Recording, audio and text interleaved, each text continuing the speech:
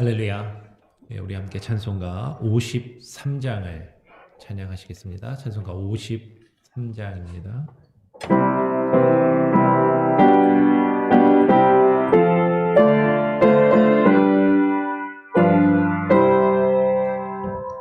하늘에 가득한 영광의 하나님, 온 땅에 충만한 경외하신 하나님, 생명과 빛으로 지혜와 권능으로 언제나 우리를 지키시는 하나님, 성부와 성자와 성령 구원의 하나님, 우리 예배를 받아주시옵소서. 사랑이 넘치는 자비하신 하나님, 은혜가 풍성한 구원의 하나님, 자매의 심령에 평안을 주옵시고 죄악의 허물을 용서하여 주소서. 찬송과 영광과 생명 구원의 하나님, 우리 예배를 받아주시옵소서. 연약한 심령을 굳게 세워주시고 무든한 마음을 지혜롭게 하시고 주의 뜻 받들어 참되게 살아가며 주 말씀 따라서 용감하게 하소서. 권능과 지혜와 사랑 구원의 하나님, 우리 예배를 받아주시옵소서.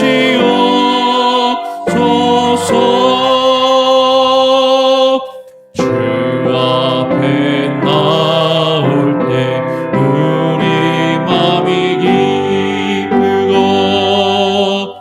그 말씀 힘내어 희망 솟아오른다.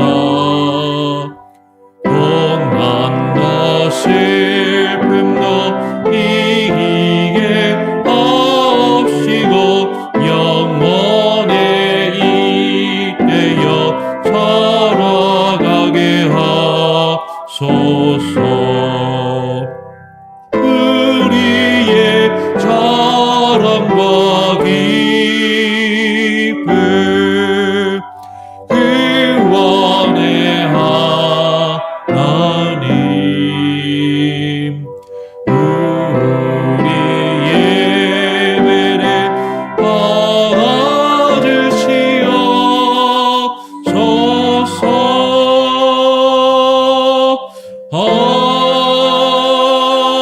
아멘. 오늘 하나님 말씀은 시편 65편입니다. 시편 65편 전체를 1절부터 13절까지 약간 길지만 함께 교독으로 읽도록 하겠습니다. 제가 시편 65편 1절을 먼저 읽습니다. 다윗의 시 영장으로 한 노래. 하나님이여 찬송이 시온에서 주를 기다리오며 사람이 서원을 주께 이행하리이다. 기도를 들으시는 주여 모든 육체가 주께 나아오리이다.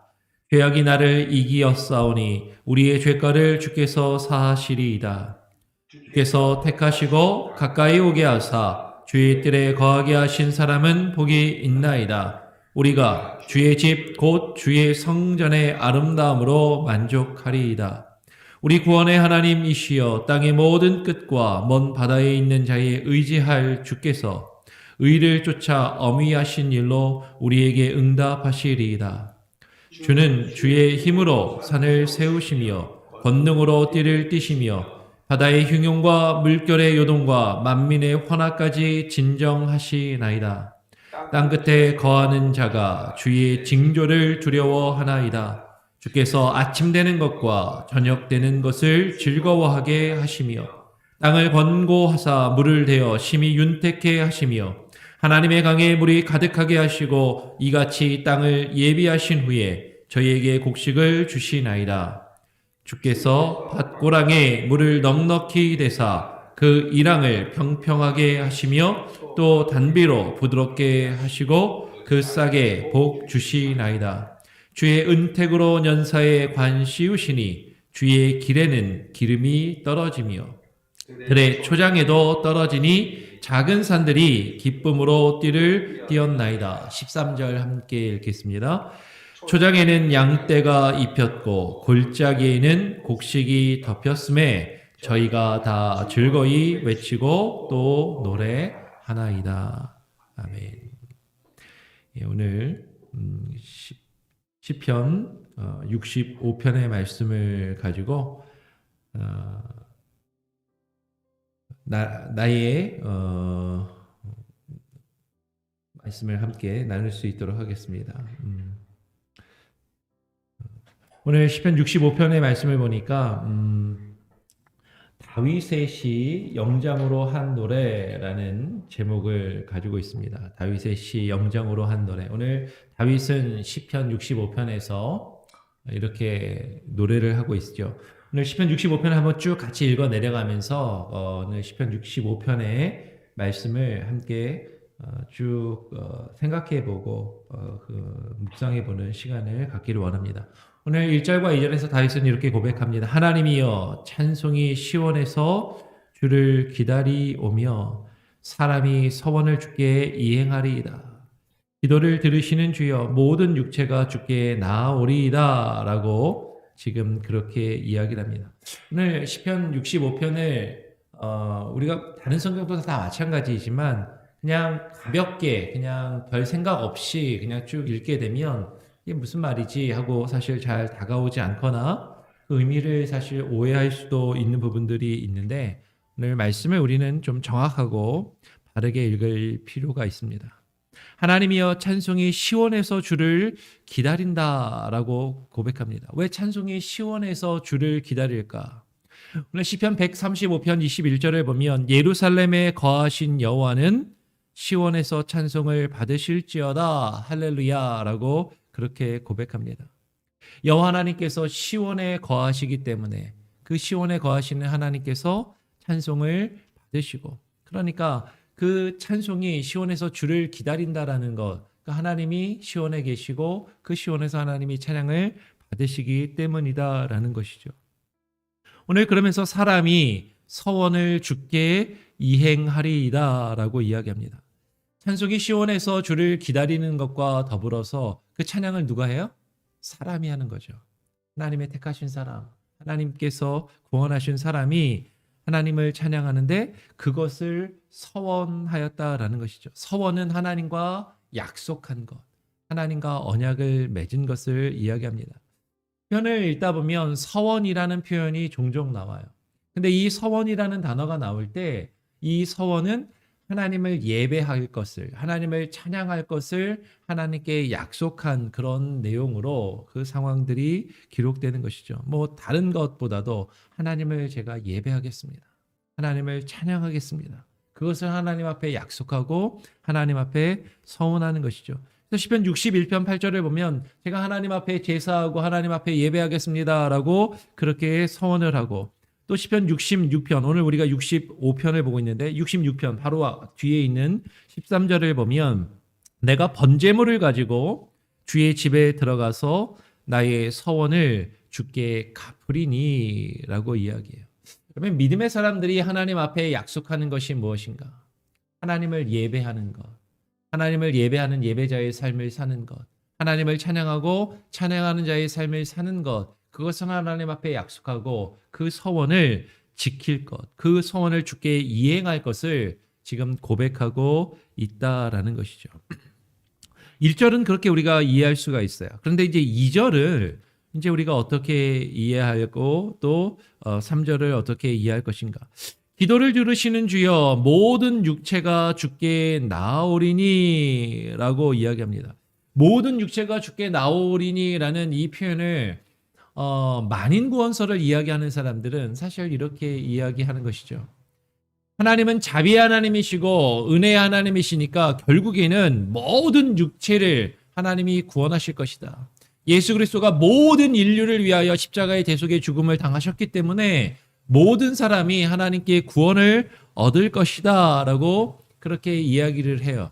근데 어떻게 보면 맞는 이야기인 것 같은데 이 이야기가 상당히 조심스러운 이야기입니다. 모든 사람을 위해서 예수님이 십자가에서 죽으셨기 때문에 모든 사람이 구원을 받을 것이다 라는 이야기는 예수님을 안 믿어도 결국에는 하나님의 은혜로 다 구원을 받을 것이다 라고까지도 이야기를 한다라는 것이죠. 이게 만인 구원설이 극단적으로 나아가면 그렇게 이야기를 해요. 마지막에, 맨 마지막에 종말할 때는 하나님이 결국에는 모든 사람을 다 구원하실 것이라고 그렇게 이야기하는 사람들이 있다라는 것이에요. 근데 마태복음 24장 22절을 보면 이렇게 말씀합니다. 그 날들을 감하지 아니할 것이면 모든 육체가 구원을 얻지 못할 것이나 그러나 택하신 자들을 위하여 그 날들을 감하시리라 라고 이야기를 합니다. 여러분 모든 육체가 주께 나온다라는 것은 모든 만민이 다 구원을 얻을 것이라는 만인 구원설을 이야기하는 것이 결코 아니다라는 것이죠. 성경 우리에게 분명하게 이야기합니다. 하나님의 택하신 자가 구원을 얻습니다. 하나님께서 택하시고 택함을 받은 자들이 구원을 얻어요. 그러면 모든 육체가 주께 나온다라는 것은 여러분 지금 우리 시편 65편에서도 뒤에 살펴보겠지만 유대인들만 구원하시는 것이 아니라 이방인들도 구원하시고 하나님이 잘난 자들만 구원하시는 것이 아니라 못난 자들도 구원하시고 하나님이 많이 배운 자들만 구원하시는 것이 아니라 못 배운 자들도 구원하시고 하나님 앞에 나와 하나님의 택하심을 받고 하나님 앞에 나온 모든 자들을 하나님께서 구원하시고 그런 모든 육체가 하나님이 택하신 모든 사람이 결국에는 주께 나올 것을 이야기하는 것이라는 것이죠. 오늘 그 내용을 기억하면서 계속해서 한번 읽어보겠습니다. 3절 말씀을 보니까 죄악이 나를 이기었사오니 우리의 죄가를 주께서 사시리이다 라고 이야기해요. 이 3절 말씀을 그냥 읽으면 조금 뭔가 좀 어색해요. 번역이 죄악이 나를 이겼으니까 우리의 죄가를 주께서 사시리이다. 아니, 지금 이게 무슨 의미인가? 죄악이 나를 이겼다라는 이 표현은 사실 이것을 이제 번역에 죄가 나를 이겼다라고 번역해놨지만 사실은 이 의미는 죄가 나보다 강력하다라는 것이죠. 죄가 나를 지배하고 내가 죄의 영향력 안에 살고 있다라는 것입니다. 특별히 악한 말들이 나에게서 강하게 퍼져나가는 것, 죄 가운데에서 우리가 살아가며 우리가 죄악을 범하고 있는 그 연약함을 하나님 앞에 고백하는 것이죠. 근데 거기까지는 알겠는데 죄악이 나를 이겼사오니 우리의 죄가를 주께서 사시리이다. 지금 이것은 내가 죄를 짓고 죄가 나를 이겨서 내가 죄 가운데 살아가니까 하나님 우리의 죄가를 주께서 사하실 것입니다 라고 이야기하는 것이 어떻게 보면 뻔뻔하게 보이잖아요. 어떻게 보면 좀 이상하잖아요. 죄 짓고 내가 죄 졌으니까 하나님 용서해 줘야 됩니다 라고 이야기하는 것. 여러분 지금 이것은 어떻게 보면 뻔뻔한 태도로 우리가 번역된 것을 읽었을 때 그렇게 읽을 수도 있지만 히브리어 원어로 보면 이게 좀 미완료 시제를 써서 이 미완료 시제가 가지는 의미 가운데는 어떤 당위적인 의미가 있거든요. 어떤 간절한 간구의 의미가 있어요. 그러니까 하나님, 죄가 나를 이기고 내가 죄에 사로잡혀서 죄 가운데 사는 연약한 존재이기 때문에 우리의 죄가를 주께서 사하셔야만 제가 이 죄에서 벗어날 수 있다라는 그런 고백이 되는 것이죠. 하나님, 죄 졌으니까 그냥 용서해 주세요. 뻔뻔한 이런 태도가 아니에요. 그냥 내가 죄 짓고 그냥 죄 지으면 그냥 죄 한 번 짓고 하나님 앞에 그냥 눈물 한 번 찔끔 흘리고 기도하면 하나님이 용서해 주실 것이니까, 죄가 지었으니까 하나님 그냥 용서해 주세요라고 그렇게 뻔뻔하게 이야기하는 것이 아니라, 하나님, 제가 정말 죄 가운데 죄가 나를 이기고 내가 죄악에 사로잡혀서 사는 연약한 존재이기 때문에 주님께서 우리의 죄가를, 나의 죄가를 사하시지 않으면 저에겐 답이 없습니다. 길이 없습니다라고 그렇게 하나님께 고백하는 내용이다라는 것이죠. 그러면 우리의 죄가를 주께서 사하셔야만 합니다. 우리의 죄가를 주께서 사하셔야면 우리에게 길이 있고 답이 있습니다라고 이야기할 때 그 우리는 누구인가 하는 것이에요. 오늘 시편 65편 안에서 보면 제일 먼저 나오는 게 뭐예요? 1절에서 우리가 발견할 수 있는 것처럼 시온에서 하나님을 찬양하는 자입니다. 시온에서 우리를 찬양하는 자, 그 우리의 죄가를 주께서 사하시는 것이죠. 두 번째는 어떤 사람입니까?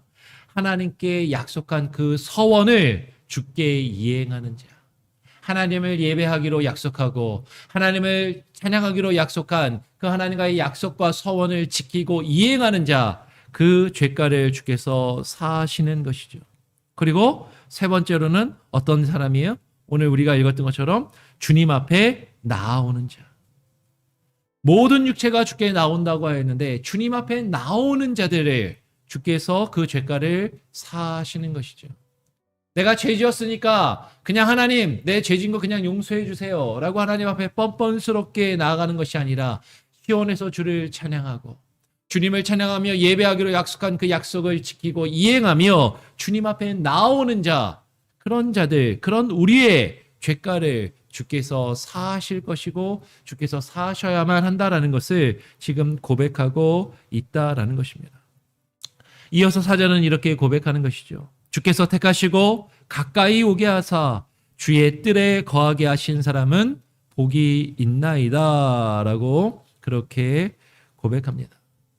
주께서 택하시고 주께 가까이 오게 하사 주님의 뜰에 거하게 하신 사람은 복이 있나이다.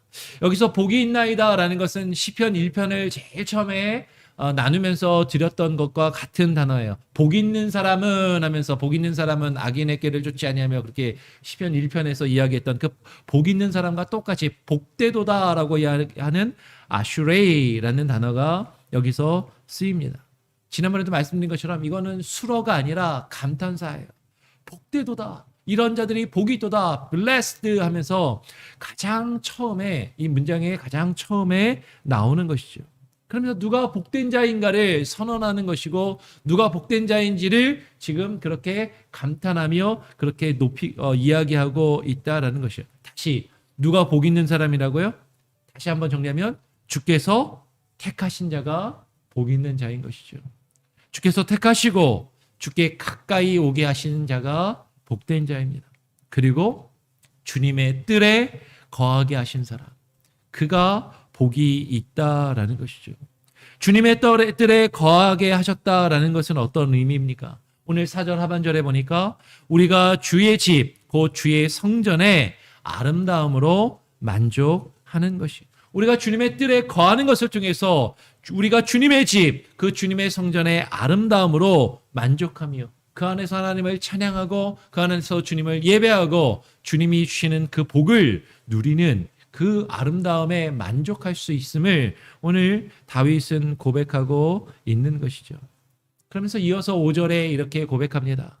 우리 구원의 하나님이시여 땅의 모든 끝과 먼 바다에 있는 자에 의지할 주라고 이야기하는 것이에요.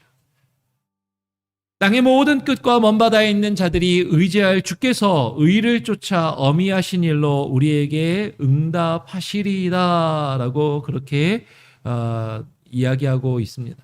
그럼 땅의 모든 끝과 먼 바다에 있는 자들이 누구예요? 유대인들이 아니라 저 먼 곳에 있는 이방인들까지도, 그들까지도 주님을 의지하고 주님 앞에 나와 주님이 주시는 그 구원을 얻을 수 있는 그 구원의 범위를 지금 이야기하고 있는 것이죠.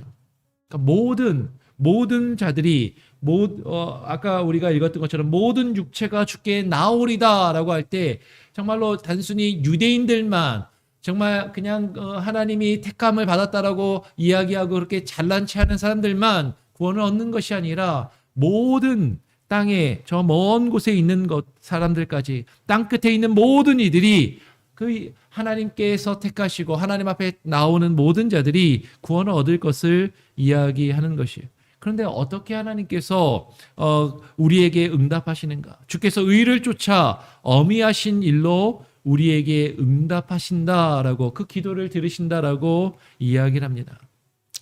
주께서 의를 쫓아 우리에게 응답하신다라는 것이 어떤 의미일까? 시편 18편 20절을 보면 이런 표현이 있어요. 시편 18편 20절에 보면 여호와께서 내 의를 따라 상 주시며 내 손의 깨끗함을 쫓아 내게 갚으셨으니 라고 이야기를 해요.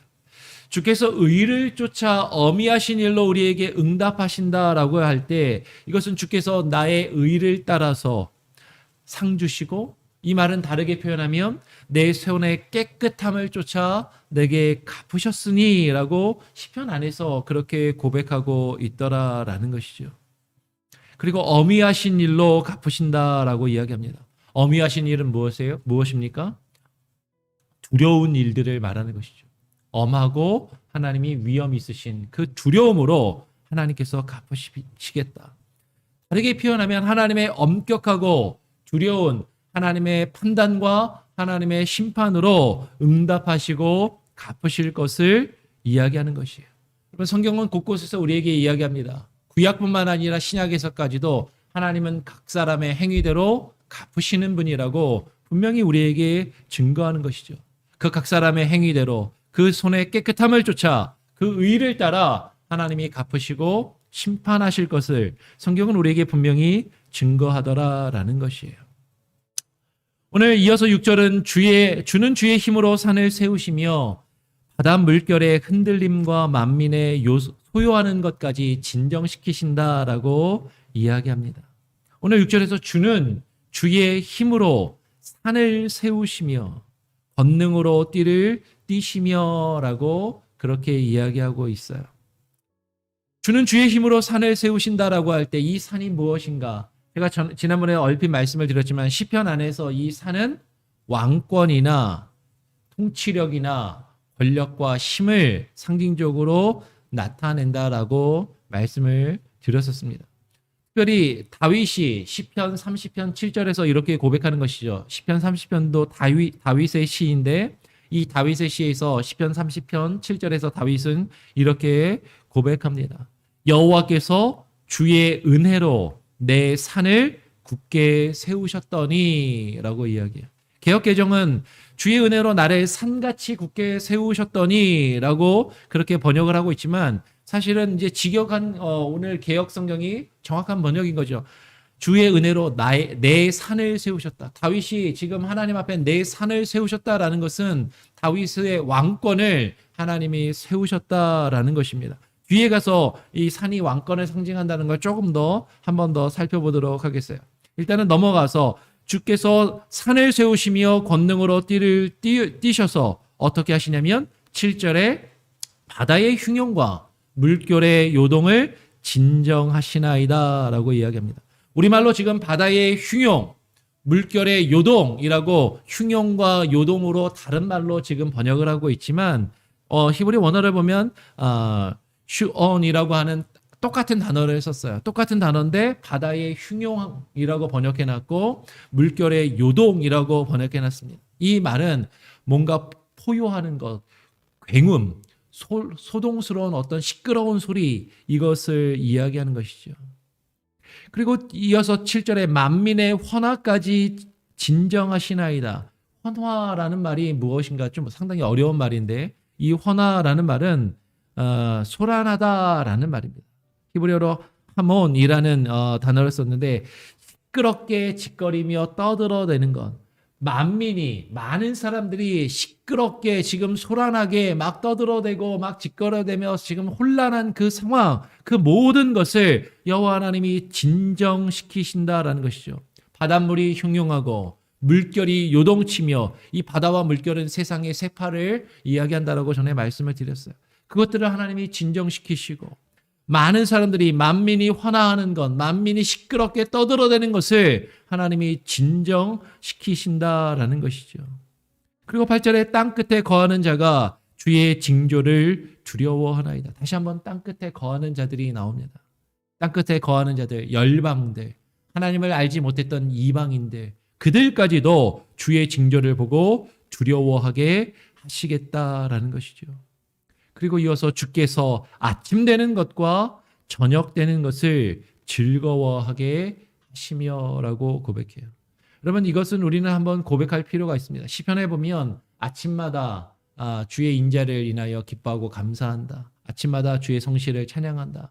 주께서 아침이 되는 것과 저녁이 되는 것을 즐거워하게 하시며, 여러분, 아침이 되고 저녁이 되는 것, 어떻게 보면 그냥 당연한 거잖아요.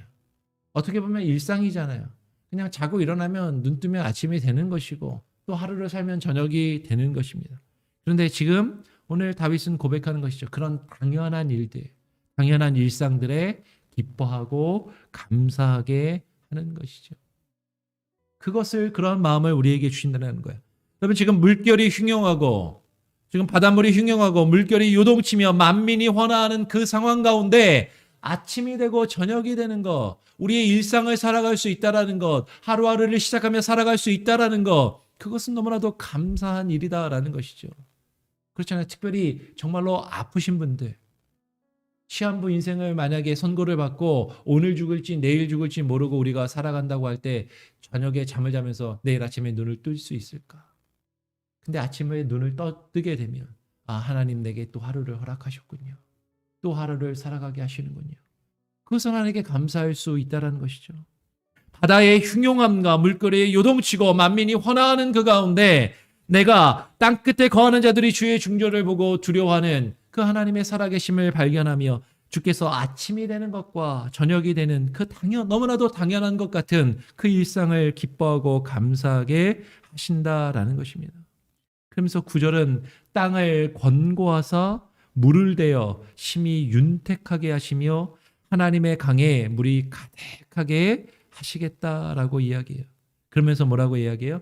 이같이 땅을 예비하신 후에, 하나님이 이같이 땅을 예비하셨다라는 게 앞에 이야기했던 거라고 연결해서 이해해야 하는 것이죠. 지금 혼란스러운 상황이단 말이에요. 시끄러운 상황이단 말입니다. 주변이 어수선하고 힘든 상황이에요. 그 모든 혼란을 진정시키신 후에, 이같이 땅을 예비하신 후에 저희에게 곡식을 주시나이다.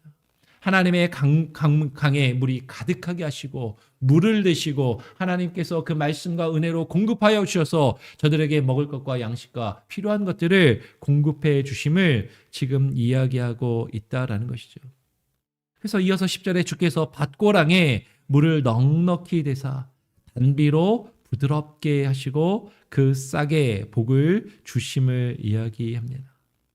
그 밭고랑에 물을 넉넉히 대사 하나님께서 계속해서 지속적으로 공급하여 주시는 은혜, 하나님께서 그 말씀과 은혜로 우리에게 공급하여 주시는 은혜, 그 단비로 부드럽게 하시고, 무엇을 부드럽게 해요?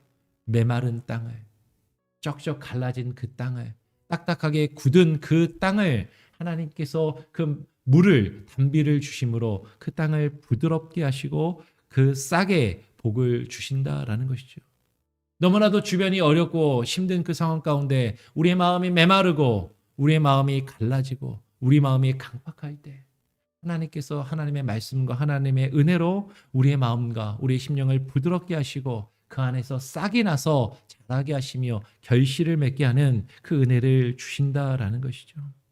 오늘 11절에 주의 은택으로 연사에 관시우시니 주의 길에는 기름이 떨어진다라고 그렇게 고백을 합니다. 주의 은택으로 연사에 관시우시며, 연사라는 말도 사실 우리 잘 안 쓰는 말이잖아요.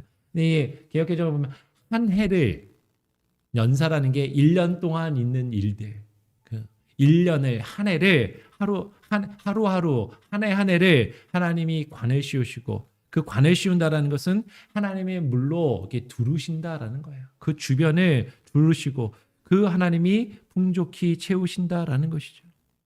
물을 넉넉히 대사 그 일항을 평탄하게 하시며 또 담비로 부드럽게 하시고 그 싹에 복을 주신다라는 것, 그것이 바로 주의 은택으로 연사에 한 해를 우리가 살아가는 일상의 삶을 하나님께서 부드럽게 하시고 하나님께서 공급하여 주시고 하나님께서 싹을 내게 하시는 그 은혜를 주신다라는 것이죠. 주의 은택으로 연사에 괄씌우시니 하나님께서 주의 은혜로 좋은 한 해를 둘러싸게 하셨다라는 것이에요. 우리 주변에 우리의 삶 가운데 하나님의 은혜로 부어주신다라는 것이죠. 그래서 주의 길에는 기름이 떨어지며라고 이야기합니다. 그런데 여기서 주의 길이 상당히 좀 의미가 있어요. 우리말로 주의 길 그러면 이제 주의 길 그러면 어떤 길이 떠오르십니까? 평탄한 대로 탄탄한 길, 반듯한 길이 생각나시나요? 아니에요. 주님의 지금 여기서 말하는 주의 길은 지금 히브리어로 보면 마갈이라는 단어를 씁니다. 마갈레이카. 근데 이 마갈이라는 단어가 원래 둥글다라는 뜻이거든요. 이 둥글다라는 단어를 가진 이 원형이라는 뜻을 가지고 있는데 많은 이들은 이 길이 사실은 어떤 넓은 대로가 아니라 이제 좁은 길, 산 쪽에 난 어떤 골짜기 길이라고도 이야기하기도 하고 이 둥글 길은 사실은 참호, 통로, 어떤 성벽을 이어주는 좁은 길을 이야기해요. 참호가 뭔지 아세요? 군인 우리 가족이 많으시잖아요. 군인들이 전쟁에 나면 전쟁에서 맨바닥에서 싸는 게 아니라 땅을 팝니다. 네. 땅을 파서 여기서 싸우고 이쪽에서 싸울 때 그 사이를 연결하는 길이 참호예요. 근데 이게 참호가 왜 중요하냐면 총알을 피할 수 있고 화살을 피할 수 있고 무기를 피할 수 있거든요. 그 적을 피해서 몸을 숨기고 지나갈 수 있는 그 길이 참호인데 그 참호를 나타내는 단어가 여기서 사용되고 있다라는 것이죠. 주의 길에는 기름이 떨어지며, 그러면 이 참호가 어떻게 보면 보호를 이야기하고 안전하게 어떤 우리가 다닐 수 있는 길이라는 의미일 수도 있는데 거꾸로 이야기하면 전쟁이 있는 거예요. 전쟁의 상황 가운데 그 어렵고 혼란한 상황 가운데 그것을 피해서 우리가 길을 갈 수 있는 그 길. 그 길에 하나님이 기름을 허락하시고 그 길에는 기름이 떨어진다라는 거죠. 예. 군인들 군대 가면 참호 파는 거 정말 싫어합니다. 진지 봉사할 때 그 참호를 파고 그 참호로 걸어 다니는 거 사실은 좁고 답답해요. 그런데 그곳에 하나님이 기름을 떨어뜨리신다라고 이야기합니다.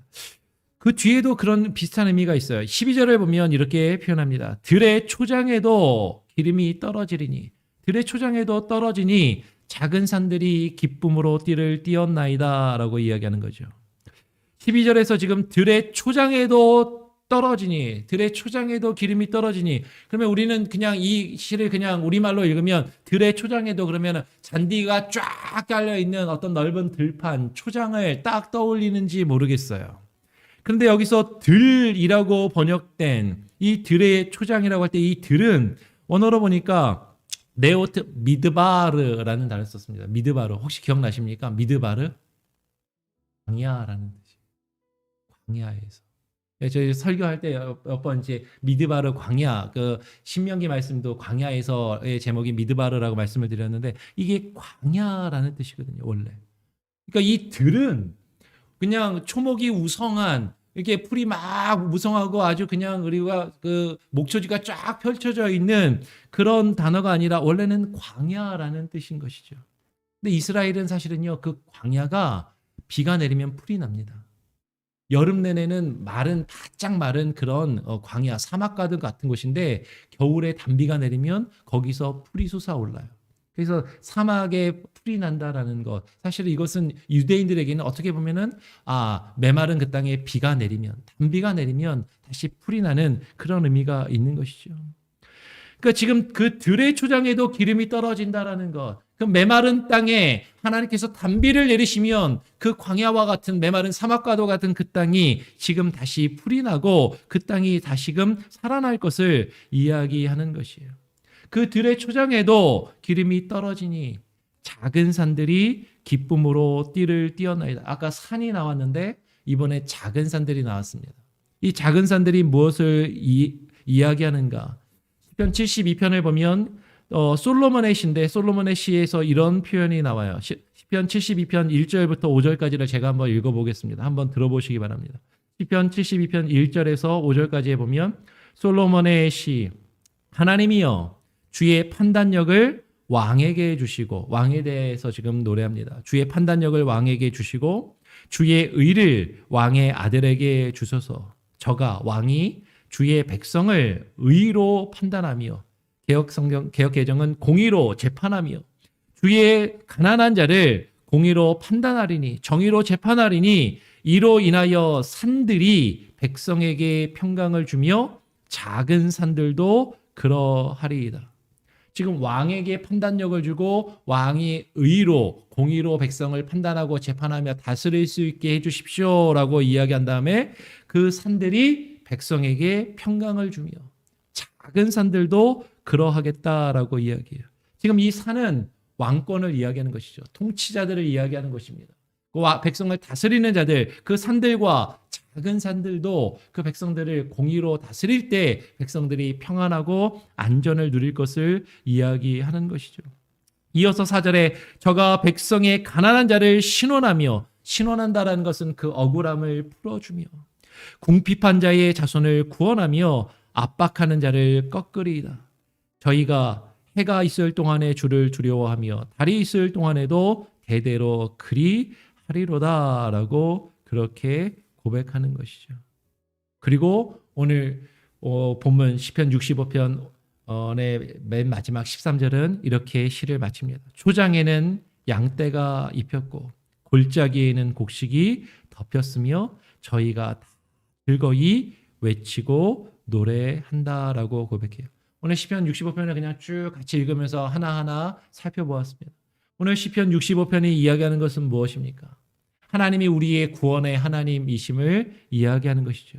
근데 그 구원은요, 우리가 어렵고 혼란한 그 상황 가운데 하나님께서 주의 은혜와 말씀으로 단비를 내리시고 부으실 때 그 은혜를 우리가, 그 구원을 경험하고 맛볼 수 있음을 이야기합니다.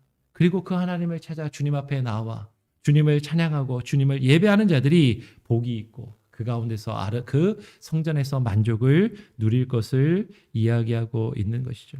오늘 시편 65편을 다시 한번 집에 가서 쭉 한번 읽어보시고 묵상하시면서 하나님, 정말로 메마른 나의 땅, 나의 심령과 삶이 혼란스럽고 어려운 나의 심령이 하나님의 단비와 그 은혜로 촉촉히 적셔져서 하나님이 주시는 그 윤택한 그 풍성한 은혜를 하루하루 맛보며 살아갈 수 있게 하여 주시옵소서. 전쟁터에 그 총칼이, 그 화살과 총탄이 날아드는 그 가운데서 참호를 지나가면서도 그 가운데 하나님의 보호와 안전을 경험하고 그 가운데서 하나님께 감사할 수 있는 것처럼, 우리가 지금은 좀 힘들고 어렵고 우리 주변이 어수선하고 막 시끄럽고 참 괴로운 것 같지만, 그러나 하나님이 우리를 위해서 파놓으신 길, 하나님께서 우리를 인도하시는 그 길을 따라 걸어가면서 하나님의 보호하심과 그 구원을 누리고 하나님을 찬양하고 예배하실 수 있는 저와 여러분이 되시기를 간절히 소원하고 축원합니다. 아멘.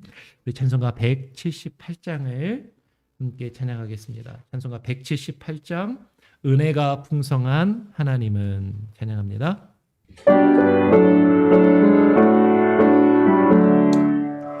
은혜가 풍성한 하나님을 믿는 전 사람 한 사람, 어제나 오늘도 언제든지 편찮고 보호해 주시네. 주여 성령의, 주여 성령의 은사들이 오늘도 내려 주소서. 성령의 뜨거운 불길로서 오늘도 충만케 하옵소서. 정욕 정욕과 죄악에 정욕과 죄악에 물든 마음을 성령의 물길로 태우사 정결케 하옵소서. 태우소서. 깨끗게 하여 주옵소서. 주여 성령의 은사들이 오늘도 내리어 줍소서.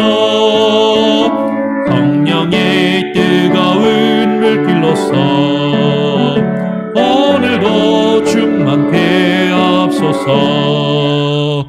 일생의 제물로 돌아가시 우리 주 예수님이시여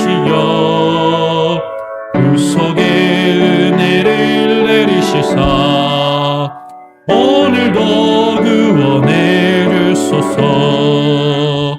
주여 성령의 은사들이 오늘도 내리어 줍소서.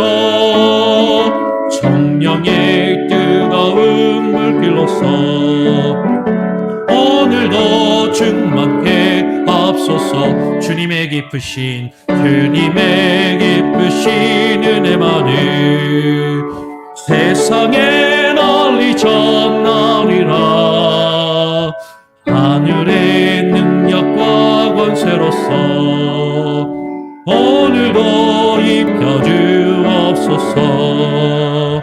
주여 성령의 은사들이 오늘도 내리어 줍소서. 성령의 뜨거운 물길로서 오늘도 충만케 하옵소서. 아멘. 예, 오늘 함께 나눈 말씀을 기억하시면서 하나님은 우리의 구원의 하나님이십니다. 그 하나님의 구원을 바라보며 하나님께 기도할 때 하나님께서 우리의 기도를 들으십니다. 그런데 하나님 우리를 구원하시는 것은 우리에게 어떤 어려움과 역경도 없는 것이 아니라 우리 주변이 어렵고 힘든 그 순간에 하나님을 의지하고 하나님이 주시는 그 은혜, 하나님의 도우심과 그 구원을 맛보도록 인도하시는 것이죠. 그것을 간구하며 하나님께 기도하시기를 부탁드립니다. 특별히 어렵고 혼란한 그런 상황 가운데 있다면 하나님께 맡기고 기도하시고요.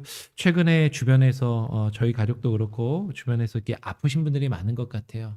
어제는 또 제가 아시는 분이 또 다시 큰 수술을 받고 또 재수술을 또 받으셨는데, 여러분 주변에 편찮으신 분들을 위해서, 여러분들이 아시는 환우들을 위해서 계속해서 기도해 주시고 하나님 그들이 그 어려움과 아픔을 이겨내고 하나님의 치유하심과 하나님의 인도하심을 맛보며 나아갈 수 있게 해달라고 그렇게 계속 기도하시기를 부탁드립니다. 제가 한번 기도하고요. 또 주님 가르쳐 주신 기도를 마친 이후에 자유롭게 기도하시고 또 하루를 시작하시겠습니다. 하나님 아버지 감사합니다. 주께서는 우리의 구원의 하나님이심을 오늘 우리가 말씀을 통해서 묵상하게 됩니다. 정말로 하나님, 우리가 어렵고 힘든 그 순간에 주님을 찾게 하시고 주님 앞에 나아가 주님께 약속한 것, 주님과 서원한 그것들을 지키며 하나님을 찬양하고 예배하는 자의 삶을 살아가게 하여 주시옵소서.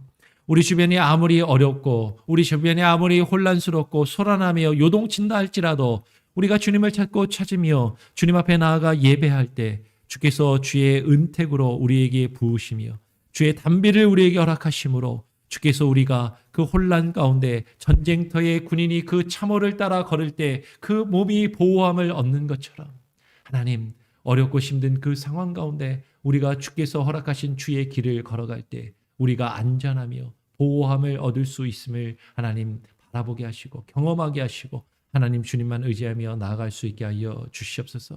하나님의 은혜가 우리 가운데 임할 때 하나님 광야와 같이 메마른 우리의 심령이 하나님 그 풀이 자라고 꽃이 자라며 열매 맺게 하시고 하나님의 그 은혜 가운데 주께서 우리들을 인도하심을 날마다 경험하며 나아가게 하여 주시옵소서.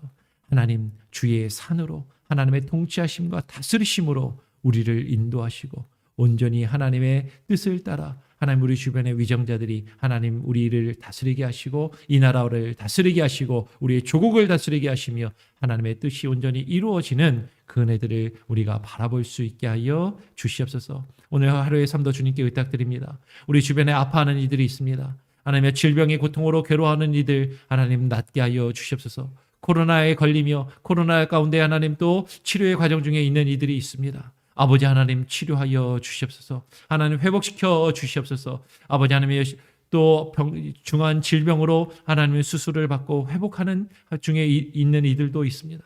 아버지 하나님 지켜주시고 치료하여 주시고 회복시켜 주시고 저들이 그 어렵고 힘든 상황 가운데 하나님을 의지하며 하나님을 찾고 주님 앞에 나아가 주님을 예배하는 자의 삶을 살아갈 수 있게 하여 주시옵소서. 오늘 하루의 삶도 주님께 온전히 맡기고 의탁드리오며 거룩하신 예수 그리스도의 이름으로 기도합니다. 아멘. 하늘에 계신 우리 아버지여, 이름이 거룩히 여김을 받으시오며 나라가 임하시오며 뜻이 하늘에서 이룬 것 같이 땅에서도 이루어지이다. 오늘날 우리에게 일용할 양식을 주옵시고 우리가 우리에게 죄 지은 자를 사하여 준 것 같이 우리 죄를 사하여 주옵시고 우리를 시험에 들게 하지 마옵시고 다만 악에서 구하옵소서. 대개 나라와 권세와 영광이 아버지께 영원히 있사옵나이다. 아멘. 예, 또 자유롭게 기도하시기 바랍니다.